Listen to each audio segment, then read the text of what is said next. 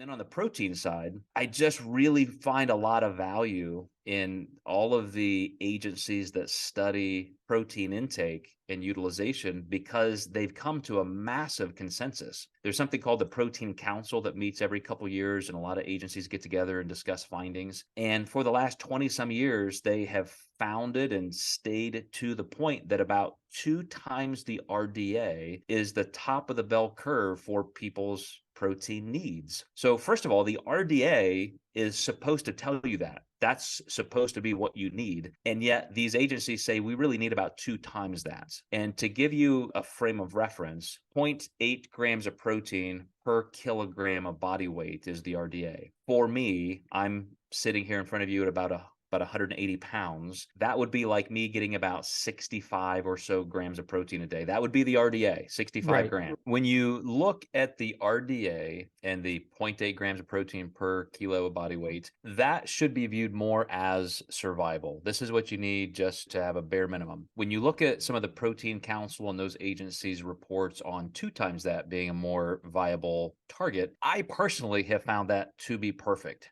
Going back to my competitive days, I have a binder this thick of all of my hydrostatic body comp measurements, DEXA scans, bioelectrical impedance, cross-referencing everything I can, a lot of data over a 20-year career to really hone in on my own experience and, trying to aid my own progress. Then flash forward to about 15 years of being retired, and I just don't need to be that stringent. I don't care quite as much about maintaining or building lean body mass. So my numbers just came down even more than I had even thought. Anytime I would recalibrate just by tracking my macros very specifically, it would surprise me that sometimes I was around 100 grams of protein, which is above the RDA, but a little bit less than 2 times the RDA, which is what research shows is a better target. 2 times the RDA for me would be about 125 grams of protein, which still seems light to a lot of people. 180-pound guy, 125 grams of protein, not that much. But as soon as I go back up to 125 grams, my lean body mass comes back up to my peak levels of my competitive days 20 years ago. As soon as I come back down,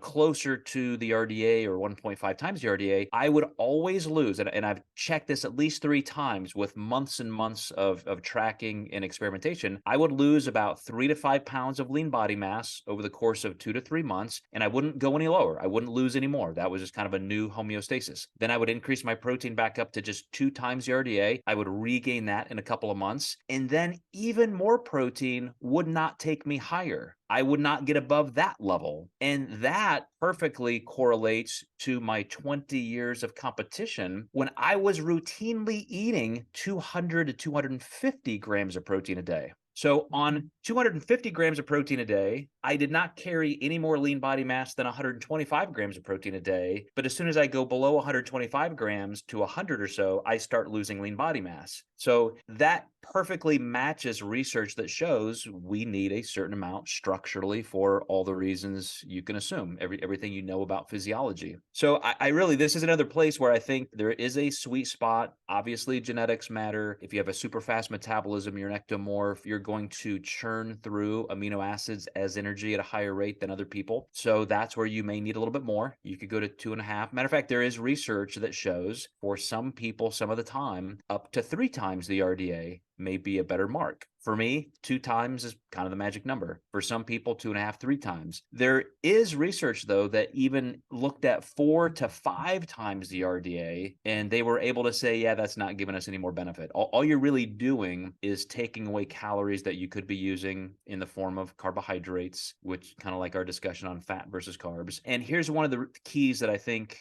anybody should care about. When you have a minimum threshold of protein for your desired maximum. So for me, it's about 125 grams of protein a day. Any more than that, and protein does not give you an anabolic or metabolic effect, but more carbohydrates do. Complex carbohydrates, as we discussed, versus fat, also versus protein, you do get that positive thermic effect. I know it's not completely the same as protein, but in terms of net energy, you're going to feel better. You're going to have higher rates of non-exercise activity thermogenesis. You're probably going to have greater intensity in your training, which is a net positive on your energy use. So for all those reasons, and by the way, of course, insulin, when you consume more carbohydrates, you get more insulin release, which leads to better amino acid uptake, which leads to better recovery, which leads to better protein synthesis. So once you cross that line, more protein doesn't give you any of that, but more carbohydrate does. How low would you typically cap fat intake? I think from a practical standpoint, if you get below about 20% of calories from fat, it's just tough to do. I mean, that you're avoiding every single fat source possible. You're looking for everything to be low fat. You're never having